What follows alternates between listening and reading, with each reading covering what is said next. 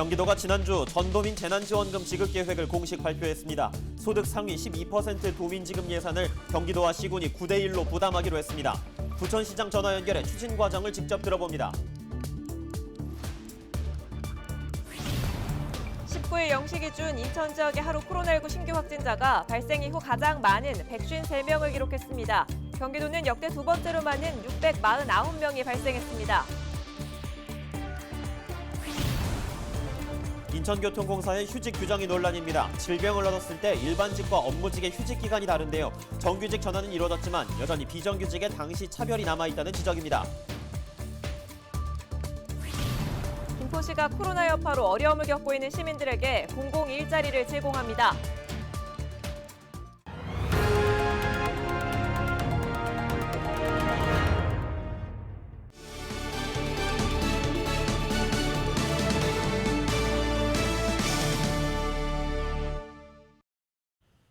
시청자 여러분 안녕하십니까? 헬로티비 경인뉴스입니다.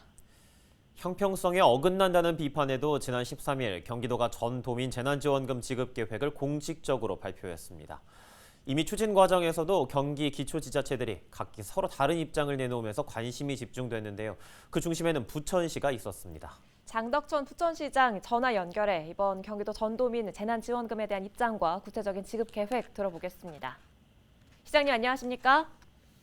네, 안녕하세요. 반갑습니다. 경기도 재난지원금 전도민 지급이 확정이 됐습니다. 지난주에 발표가 됐는데 이와 관련해서 부천시 입장 어떻습니까? 경기도 전체에서 지금 지급되는 상황으로 가고 있어서 부천시도 같이 지급해야 될 것 같고요. 그다음에 일부 오해하시는 분들이 있는데 이번 지급은 정부가 지급하는 소득 하위 8% 외에 상위 12%에 대한 지급이라 중복 지급은 아닙니다. 중복 지급이라고 오해하시는 분들도 계신데 이렇게 말씀드리겠습니다. 예, 지금 당초 예상보다 경기도 부담금이 늘어난 결과가 나왔습니다. 이처럼 경기도와 시군별 부담 비율이 지금 9대1까지 확대가 된 배경 좀 설명해 주시죠. 지난번에 7개 대도시 시장들이 이제 집중적으로 문제를 제기한 부분인데요. 그 소득 하위 88% 지급에 대한 지방비 그 부담 부분이 있습니다. 거기에 대한 그 경기도와의 그 부담 부분에 대한 정리가 좀 없는 상태에서 전도민 지급한다는 논의가 있어서 거기에 대한 문제 제기를 했었고요. 그래서 시군 부담을 좀 최소화해야 된다. 이런 논의들을 해서 저희들이 좀 공식적으로 의견을 표명을 했던 거고요. 또 한 가지는 저는 개인적으로 이제 지금 소상공인들이 4단계에서 정말 어려운 상황에 처했는데 이렇게 재난지원금을 지급해도 혜택이 거의 안 돌아갑니다. 집합금지나 영업 제한 업종들에는. 그래서 직접 지급을 늘려야 된다 이런 개인적인 의견을 좀 냈었고요. 이제 그런 과정에서 그런 의견이 전달돼서 도에서 도비 부담을 좀 늘린 걸로 알고 있습니다. 네, 애초에 과연 도가 얼마나 부담할 것인가 가장 중요한 문제가 이 부분이다 이렇게 강조를 해오셨는데 결국 최종안에 발표한 경기도가 90%까지 부담하는 걸로 결정이 됐죠. 부천시 지급 계획 어떻게 구상하고 있습니까? 경기도에서 지금 아마 도에서 추경을 도의회로 올린 걸로 알고 있는데 구체적으로 지금 교부금 결정을 저희가 통보받지 못해서 그게 결정되면 그걸 바탕으로 저희도 추경을 할 계획을 가지고 있습니다. 예, 사실 재난지원금을 사이에 둔 경기도와의 두 번째 갈등이 있었는데 이 같은 논란이 잇따라 불거지는 것에 대해서 혹시 부담은 없으십니까?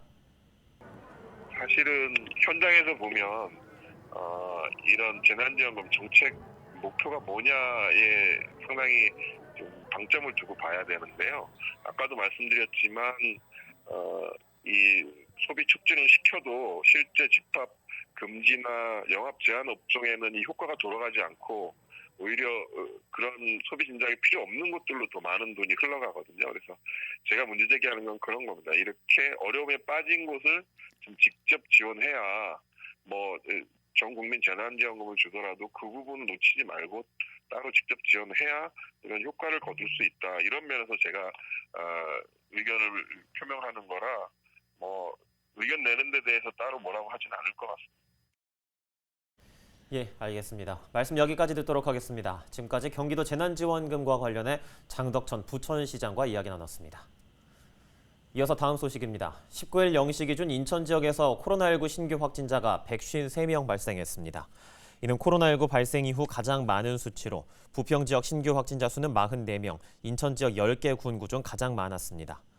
집단 감염도 이어졌으며 부평구 노래방과 관련해 4명의 추가 확진자가 발생했고 미추홀구 교회와 관련해 2명의 추가 확진자가 나왔습니다. 19일 0시 기준 인천 지역 준, 중 환자 치료병상 가동률은 100%를 기록했습니다. 중증 환자 치료병상의 가동률은 61.5%, 생활치료센터 가동률은 70.8%입니다. 경기 지역 신규 확진자 수가 다시 600명대로 올라섰습니다. 19일 경기도 신규 확진자 수는 649명으로 역대 두 번째로 많았습니다. 지난 11일 최다 확진자가 나온 이후 8일 만이며 이날 부천에서는 32명, 김포에서는 21명이 신규 확진 판정을 받았습니다. 도내 의료기관의 치료병상 가동률은 88%대에 진입했습니다. 인천시가 지난 18일 외국인 고용사업장 내 고용주와 종사자를 대상으로 코로나19 진단검사 행정명령을 내렸습니다. 최근 수산업 관련 외국인 고용사업장에서 집단 감염이 발생한 데 따른 조치입니다. 외국인 노동자를 고용한 사업장의 고용주와 종사자는 오는 31일까지 백신 접종 여부와 관계없이 코로나19 PCR 진단검사를 받아야 합니다. 행정명령 이전에 출항한 어선은 입항 후 48시간 이내 진단검사를 받아야 하며 최근 14일 이내 육지를 방문하지 않았거나 다른 사람과 접촉이 없는 도서지역 거주자는 행정명령 대상에서 제외됩니다. 행정명령을 이행하지 않은 고용주와 종사자는 감염병의 예방 및 관리에 관한 법률에 따라 200만 원 이하 벌금에 처해질 수 있고 처분명령을 위반해 감염될 경우 방역비용 등에 대한 구상권이 청구될 수 있습니다.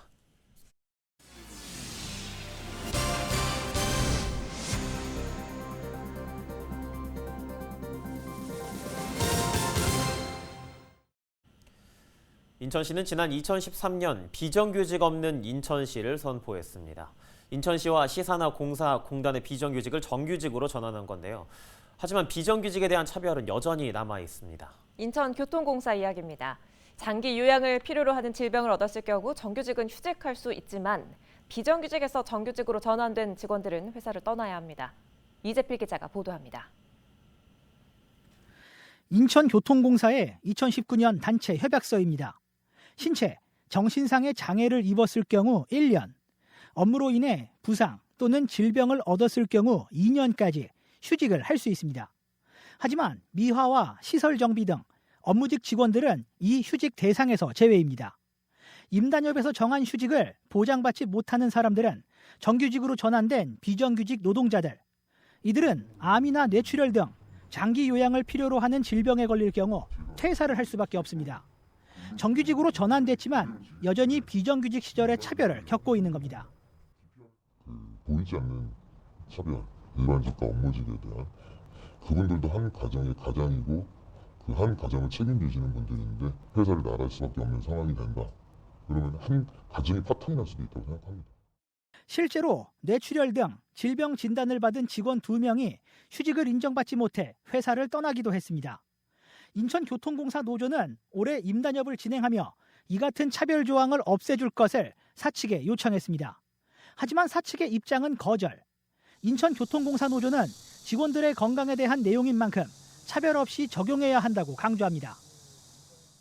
일반직, 업무직 모두가 아프면 제대로 치료받고 건강하게 현장으로 복귀를 해야 합니다. 생명 안전에 대해서도 인천시가 시정 조치를 하지 않는 것은 문제가 있다고 생각을 합니다. 인천교통공사의 직원 수는 약 2,500명. 이 중 약 900명이 휴직 차별을 받고 있습니다. 인천 지역 시민사회도 건강과 안전에 대한 내용만큼은 노동자 모두 동등하게 적용해야 한다고 입을 모읍니다. 비정규직이 있었을 때 어떤 차별 형태가 그대로 남아있다라고 하는 것은 지금 빨리 개선돼야 될 문제라고 보는 거고, 특히 이제 건강과 안전에 대한 문제는 다른 어느 것보다도 우선적으로 제도적으로 좀 평등하게 보장되는 것이. 이에 대해 인천교통공사는 업무직 직원들도 최대 2개월 휴직을 할 수 있다며 통계상 일반직 1명이 병가를 낼 때 업무직 14명이 병가를 낸다고 밝혔습니다. 이어 임단협에서 보장하는 수준의 휴직을 인정할 경우 대체 인력을 채용해야 하는데 인원 과다 등 문제가 발생한다며 노조와 해당 문제의 원활한 해결을 위해 적극적으로 논의해 나갈 것이라고 말했습니다. 인천시는 비정규직 없는 인천시를 표방하고 있습니다. 하지만 정규직으로 전환된 인천교통공사 직원들은 여전히 차별받고 있습니다. 헬로티비 뉴스 이재필입니다. 인천시가 추석 축산물 수급 안정을 위해 오는 23일부터 다음 달 10일까지 3주간 도매시장 개장 시간을 오전 7시로 앞당깁니다. 또 공휴일인 9월 4일과 11일에도 도축 작업을 실시해 축산물 수급과 유통에 차질이 없도록 할 방침입니다. 도축 물량이 늘어나는 만큼 축산물 안전성 검사도 강화할 예정입니다. 도축 전 개체의 건강 여부를 확인하기 위한 생체 검사를 비롯해 식용 부적합 개체를 폐기하기 위한 해체 검사, 항생체 잔류 검사, 미생물 검사 등을 강화하고 도축장 해썹 운영을 철저히 감독할 계획입니다. 부평구가 19일 하나금융그룹과 지역의 국공립 어린이집 설치를 위한 업무 협약을 체결했습니다. 부평구는 산곡 4주택 재개발 정비구역 내에 지상 4층 규모의 국공립 어린이집을 신축할 계획입니다. 하나금융그룹은 이 신축 사업에 11억 원의 사업비를 지원하며 지난 2018년에도 북의 이동 하나어린이집 개원에도 지원을 한 바 있습니다. 김포시가 코로나 여파로 어려움을 겪고 있는 시민들을 위해 공공 일자리를 제공합니다. 김포시는 만 18세 이상 64세 이하 김포시민 가운데 코로나 여파로 일을 쉬고 있는 근로자나 자영업자, 저소득층을 대상으로 공공일자리 참여자를 모집합니다. 이번 공공일자리 참여자는 공공기관 방역이나 민원 안내, 대학 방역이나 백신 접종센터 행정 지원 업무를 담당하게 됩니다. 일자리를 원하는 시민은 23일부터 27일까지 각 지역 행정복지센터를 찾거나 김포시청 일자리 경제과로 문의하면 됩니다. 다음 달 4일부터 열흘 동안 부천국제만화축제 비코프가 열립니다. 부천시는 19일 올해로 24번째를 맞는 부천국제만화축제가 뉴노멀, 새로운 연결이라는 주제로 온라인 개최된다고 밝혔습니다. 올해 축제는 3D 기술 등을 이용한 모션 캡처 방식으로 개막식을 열고 부천 주요 버스 정류장에 AR 포토존을 설치해 대면 축제 공백을 대신할 예정입니다.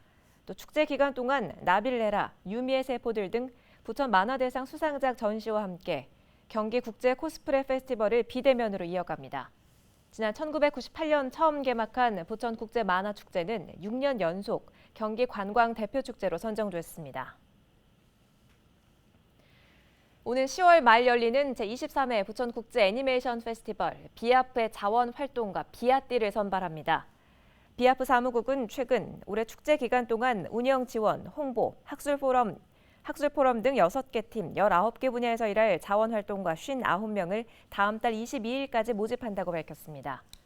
애니메이션과 영화제에 관심 있는 고등학생 이상 대한민국 국민을 비롯해 한국어 의사소통이 가능한 해외 동포, 외국인도 지원할 수 있습니다. 서류 전형과 면접을 거쳐 최종 선발된 자원활동가에게는 활동비와 봉사활동 시간 등이 부여됩니다. 19일 새벽 4시 50분쯤 부천시 작동의 한 고물상에서 불이 나 2시간여 만에 꺼졌습니다. 이 화재로 인명피해는 없었지만 소방서 추산 520만 원의 재산 피해가 발생했습니다. 특히 고물상 컨테이너를 비롯해 재활용품이 쌓여있는 곳으로 불길이 옮겨붙어 완전히 진화하는 데까지 시간이 걸리는 것으로 전해졌습니다. 소방당국은 최초 신고자 진술 등을 토대로 정확한 화재 원인을 조사하고 있습니다.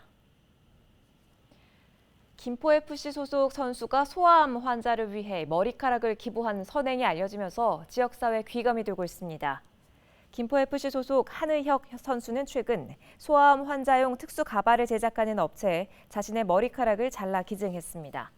한 선수는 이번 기부를 위해 지난 2년 동안 머리카락을 길러왔다면서 지역 아이들에게 도움을 줄 수 있어 오히려 감사한 마음이라고 기부의 소감을 전했습니다.